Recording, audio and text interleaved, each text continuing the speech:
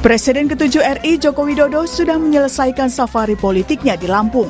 Kehadirannya dalam Rakorda Partai Solidaritas Indonesia PSI hingga belusukan ke berbagai daerah di Lampung pun menuai tanggapan. Apalagi dalam Rakorda PSI, Jokowi berbicara mengenai target, dari membawa partai tersebut masuk Senayan hingga meraup banyak suara dukungan rakyat. Target kita ini bukan target kecil. Bukan target masuk Senayan. Masuk Senayan itu insya Allah masuk. Percaya saya.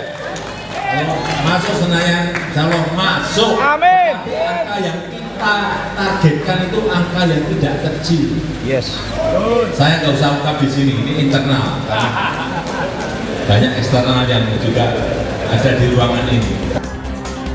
Aksi Jokowi ditanggapi Partai Gerindra. Wakil Ketua Umum Partai Gerindra, Prasetyo Hadi, mengucapkan selamat kepada Jokowi karena sudah dalam kondisi sehat sehingga bisa belusukan kembali. Tapi Prasetyo bilang saat ini pemerintah fokus bekerja. Ada. Kalau kami dari Gerindra ya? Iya Gerindra aja Mas. Ya kami menyampaikan selamat ya karena artinya kita sudah siap kembali ya. Fit karena sebelumnya kan sempat ada kurang dan fit ya. Dan sebagai tokoh dan negarawan ya saya kira tidak ada masalah ya. Dukungan 2 periode itu melihatnya seperti kita kalau mewakili pemerintah yang mewakili presiden bila yang penting fokus bekerja dulu. Senada dengan Partai Gerindra, Ketua Umum Partai Demokrat Agus Harimurti Yudhoyono menilai belum perlu melakukan safari karena masih jauh dari pemilu 2029. Partai Demokrat memilih untuk mengatasi permasalahan dan isu di masyarakat saat ini. Kami melihat pertama 2029 itu masih relatif jauh, masih bisa dikatakan 3 tahun lagi. Sehingga kami memilih untuk fokus pada mengatasi permasalahan-permasalahan atau isu-isu masyarakat hari ini. Jadi itu fokus Partai Demokrat. Saya sudah instruksikan itu kepada seluruh kader, seluruh jajaran. Tapi bukan hanya belusukan Jokowi yang menjadi perhatian. Aksinya menginjak kepala kerbau di atas karpet berwarna merah saat pemberian gelar kehormatan adat Lampung Baginda Pemuka Bangsa mengundang spekulasi. Muncul pertanyaan, apakah prosesi menginjak kepala kerbau di atas karpet merah itu sekedar ritual adat atau punya pesan simbolik tertentu? Politikus PDI Perjuangan Guntur Romli menanggapi dan mempersilahkan masyarakat menilainya. Melalui pesan tertulis ke Kompas TV, Guntur berkata, biarlah rakyat yang menilai, kami tidak ada komentar. Apakah itu bagian dari adat atau ekspresi kesombongan atau simbolisasi perendahan politik? Lalu apa sebenarnya yang menjadi target dari safari politik Jokowi di Lampung dan bagaimana menakar efeknya? Tim Liputan, Kompas TV.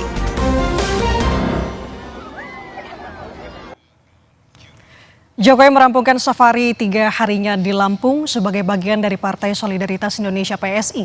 Kehadirannya dalam Rakorda Partai Solidaritas Indonesia hingga belusukan ke berbagai wilayah di Lampung menuai tanggapan. Tapi tak hanya itu saudara, aksi menginjak kepala kerbau di atas karpet merah saat upacara adat Lampung turut mengundang spekulasi. Kita bahas dalam dialog menakar efek safari politik Jokowi di Lampung bersama dengan sejumlah narasumber yang sudah terhubung bersama kami melalui sambungan daring di Sapa Indonesia Pagi hari ini. Ada Ketua DPP PSI Bestari Barus dan Direktur Eksekutif Trias Politika Strategis Agung Baskoro. Selamat pagi Bang Agung, Bang Bestari. Selamat pagi Nanda, Bestari semuanya. Oke. Mas Agung. Saya mau ke Bang Bestari dulu. Bang Bestari, setelah Pak Jokowi sudah rampung melakukan safari politik bersama dengan PSI selama 3 hari di Lampung, sebenarnya apa saja sih target PSI dari safari politik ini? Apakah memang sudah terpenuhi target-target PSI? Ya, pertama yang ingin saya jelaskan adalah kalau menyikapi kesimpang siuran narasi menanggapi daripada kunjungan Pak Jokowi bersama PSI ke Lampung. Memang PSI ini hari ini kita sedang berkonsentrasi untuk merampungkan struktur.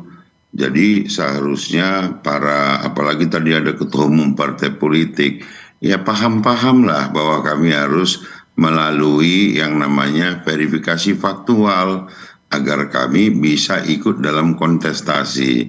Dan verifikasi faktual KPU itu akan berlangsung tahun 2026.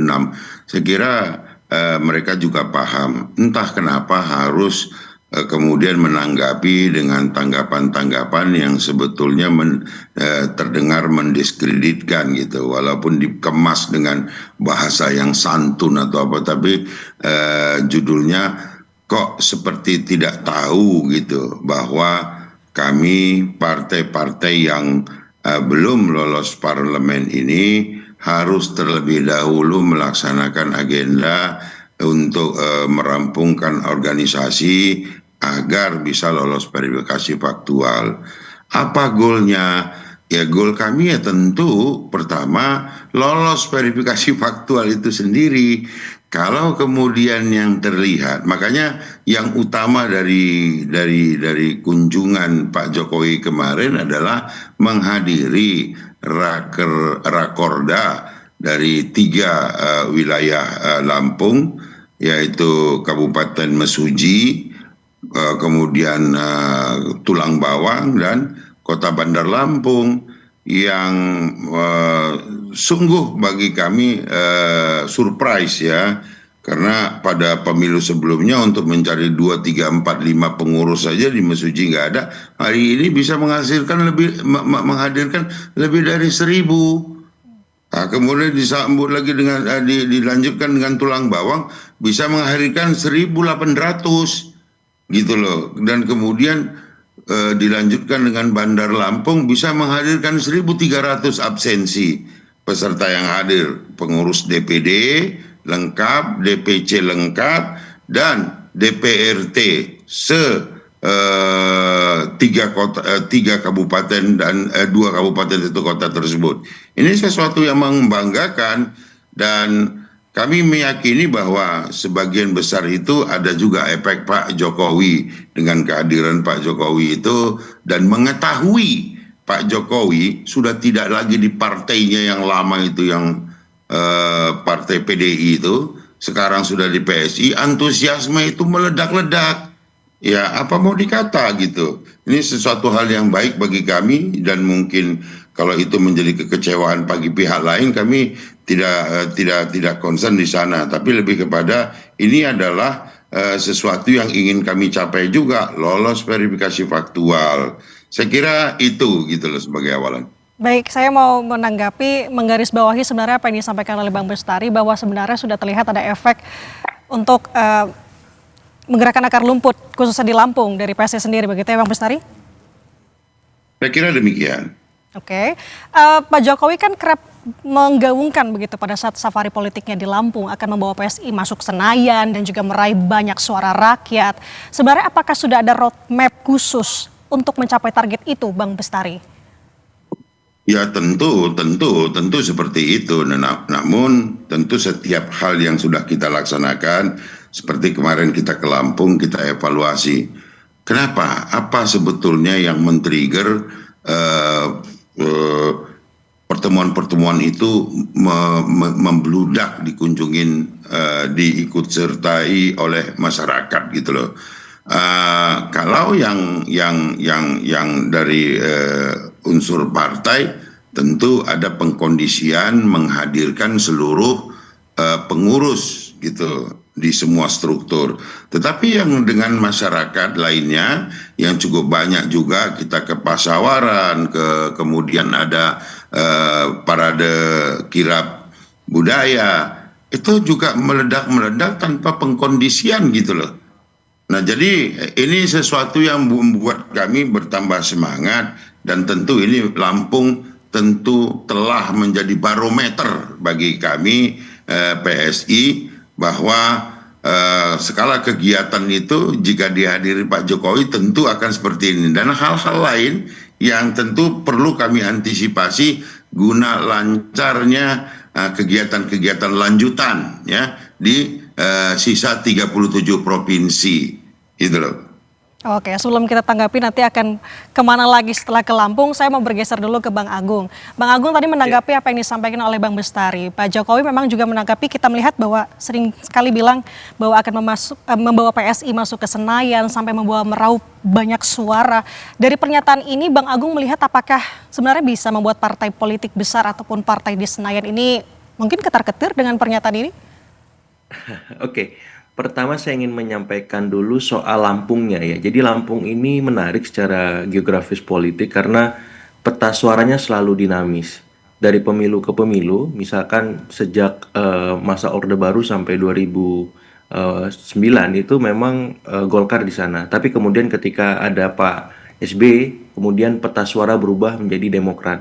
Kemudian berubah lagi ketika masa Pak Jokowi, PDIP kemudian berkuasa di sana. Kemudian sekarang berubah lagi, ya Gerindra menjadi penguasa di nasional, peta suaranya lebih berpihak ke Gerindra. Jadi Lampung ini punya identitas ataupun identik ya menjadi partainya penguasa atau dekat dengan penguasa. Dan di saat yang sama peta suara itu akan berubah dengan sendirinya.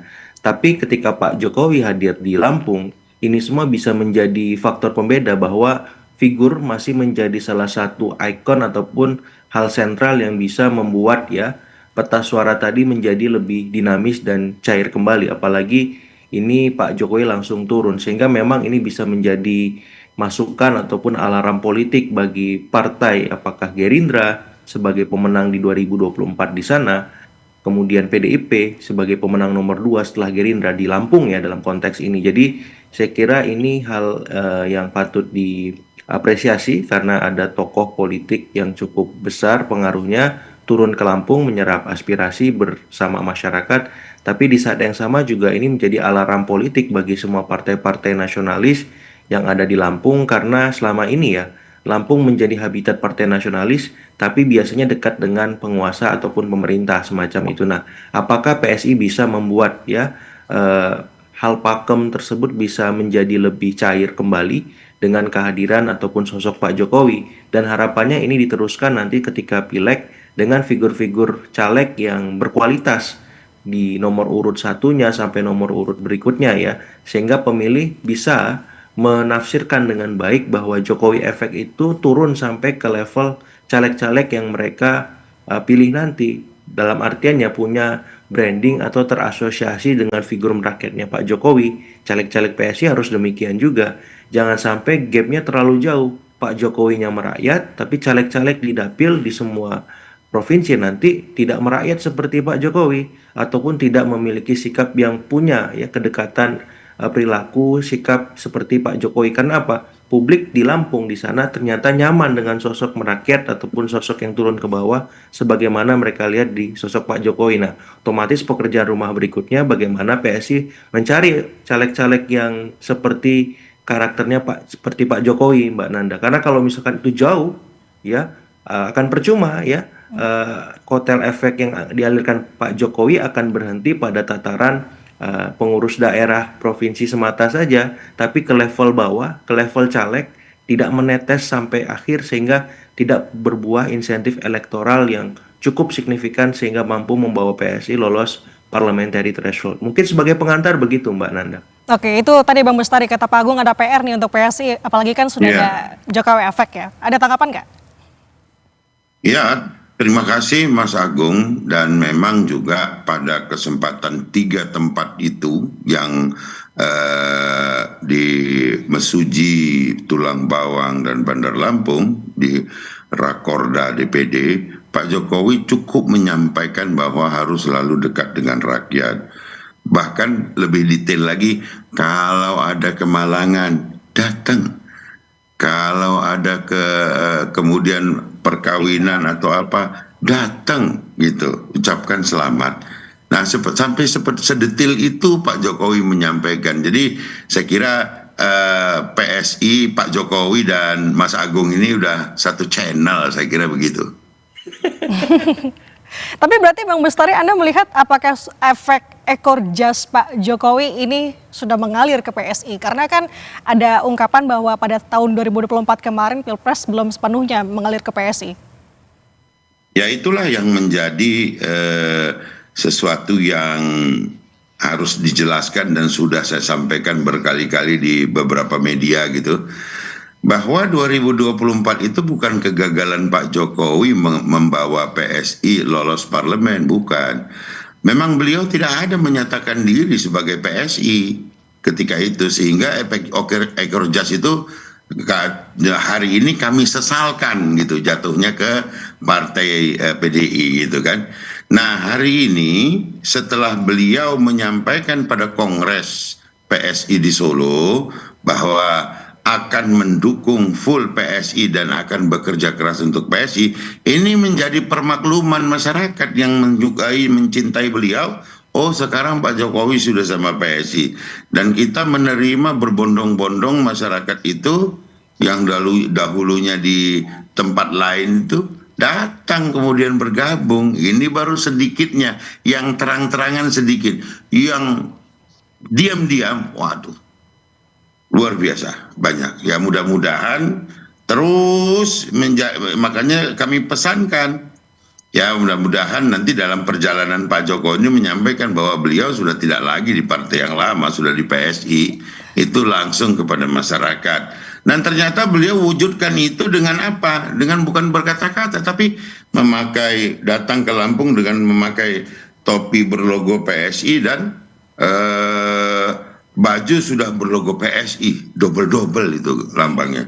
Dan itu semakin menjadi permakluman publik, dan itulah salah satu yang pengalaman menarik bagi saya. Baru kali itu juga saya mengalami sebagai kader partai, ada seorang tokoh datang ke Mesuji, dari masih setengah jam perjalanan menuju titik itu, masih setengah jam lagi ke titik kumpulnya, itu orang pada di pinggir jalan menunggu gitu. Nah ini kan luar biasa sekali gitu. Tidak lain tidak bukan sebagian besar adalah efek kehadiran Pak Jokowi yang memang menyatakan, saya kenapa ke Lampung karena saya cinta masyarakat Lampung dan masyarakat Lampung membalas balik cinta Pak Jokowi. Kira-kira begitu. Oke, ini sebagai informasi juga saudara, di tengah perbincangan kami bersama dengan Bang Bestari dan juga Pak Agung, kami mencoba untuk terus menghubungi dari perwakilan PDIP untuk bisa membagi perspektifnya bersama kami di dialog pagi ini. Nah, kita menanggapi apa yang tadi disampaikan oleh Bang Bestari nih, Bang Agung. Kalau dari sudut pandang Anda usai tidak lagi menjabat sebagai presiden, sebenarnya seberapa besar sih efek sosok Pak Jokowi dalam meraup suara dukungan rakyat? Ya, kalau secara kualitatif kan memang sudah 1,5 tahun beliau tidak menjabat. Pengaruhnya masih ada, tapi tidak sebesar ketika masih menjabat. Karena ketika menjabat, beliau masih memiliki ya fitur-fitur kekuasaan, apakah sebagai kepala negara, kepala pemerintahan, panglima tertinggi. Tapi walaupun beliau sudah 1,5 tahun tidak menjabat, Jokowi efek itu masih berefek. Karena apa?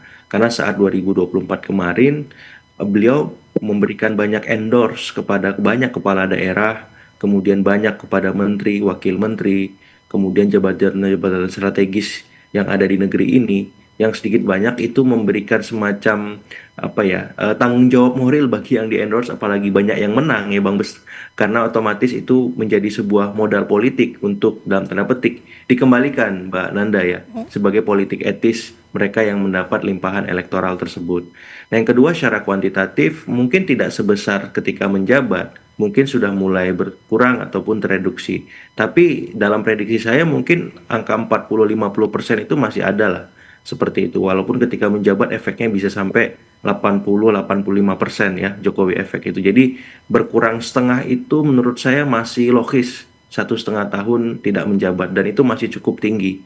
Dan limpahan itu kita lihat walaupun ini masih bisa diperdebatkan, tapi respon masyarakat yang organik yang sering datang ke rumah Pak Jokowi, kemudian sosmed beliau, timelinenya masih bisa kita akses ya, komen-komentarnya lebih banyak tone positif gitu.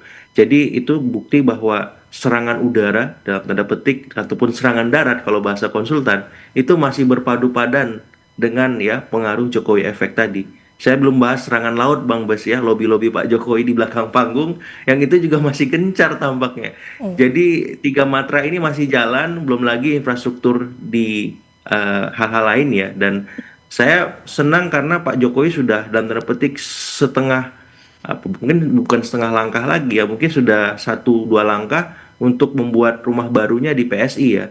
Sehingga kita tinggal menanti apakah nanti secara organisasional definitif formal itu dideklarasikan bahwa Mr. J sama dengan Pak Jokowi, dan Pak Jokowi itu apa di PSI? Apakah ketua Dewan Pembina, apakah penasihat PSI, atau apa yang punya wewenang formal yang itu tidak jauh berbeda dari Ibu Megawati di PDIP, Pak SB di Demokrat, atau Pak Prabowo di Gerindra.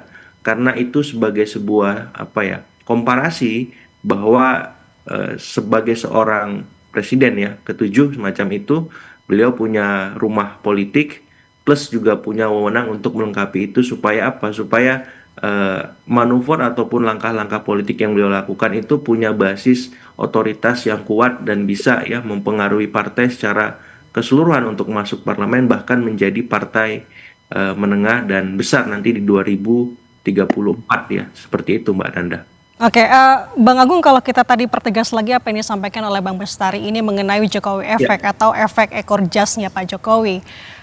Ini sudah diyakini bahwa akan mengalir sepenuhnya ke PSI, tapi kalau Anda melihat sendiri apakah benar demikian? Apakah memang ini masih ada bayang-bayang dengan partai lamanya, katakanlah PDIP? Kalau di pileg itu pertarungannya di caleg Mbak Nanda Oke. ya. Jadi figur di nasional itu memberikan dampak tapi tidak besar ya. Mungkin dalam rentang 5-10% efeknya semacam itu. Tapi di bawah apakah menetes lewat caleg-caleg tadi yang saya sampaikan di nomor urut 1, mungkin sampai nomor urut 3 saja. Apakah memang ada sosok-sosok seperti Pak Jokowi di PSI nanti ketika pencalekan akan terwujud di dapil semacam itu. Karena pertarungan realnya di sana. Otomatis calegnya harus punya popularitas, akseptabilitas, elektabilitas, sampai isi tas. Nah, yang saya tahu kan kenal nih Bang Bestari punya 4 tas-tas itu kan. Nah, yang lain kan saya belum tahu nih kapasitas dan kualitasnya. Nah, ini pekerjaan rumah untuk dicari di semua provinsi, di semua dapil nanti sehingga gap ya Jokowi efek itu ke bawah tidak terlalu jauh, dan itu bukan pekerjaan yang mudah ya. Partai kan berebut nih Mbak Nanda untuk mencari orang-orang berkualitas tadi di tiap dapil. Nah, pertarungannya di sana justru. Nah, karena PSI dihadapkan pada verifikasi faktual di pertengahan 2027 nanti, otomatis ya tugas rumahnya menjadi lebih kompleks dibandingkan partai parlemen. Sehingga wajar misalkan PSI mulai turun dari sekarang untuk mengkondisikan itu, dan harapannya bisa ditemukan caleg-caleg berkualitas tadi. Jadi pekerjaan menemukan tokoh sentral sudah terpenuhi, tapi menemukan tokoh-tokoh sentral di dapil yang bisa menjadi vote getter itu bukan pekerjaan yang mudah, dan sampai pada detik terakhir masa penetapan caleg tetap nanti itu adalah masa yang menentukan partai-partai termasuk PSI untuk memastikan langkah mereka di parlemen apakah bisa masuk atau belum bisa masuk. Seperti itu Mbak Nanda. Oke, Bang Agung, ini menarik. Apakah memang dengan apa yang disampaikan oleh Bang Agung mengenai Jokowi efek ini sebenarnya menjadi alarm untuk partai politik lainnya melihat dari giat-giat Pak Jokowi melakukan safari politik, bahkan tadi Bang Bestari bilang masih ada provinsi-provinsi lainnya di Indonesia yang akan disambangi. Ya, otomatis ya ini ketum-ketum partai harus rajin belusukan juga seperti Pak Jokowi. Mau nggak mau harus lebih capek, ya. Mau nggak mau harus keliling Indonesia. Karena PSI sudah memulai standar baru bahwa seorang ketum, seorang ketua Dewan Pembina, ataupun pemimpin partai yang punya semacam pengaruh, dia harus menyapa warga ke bawah.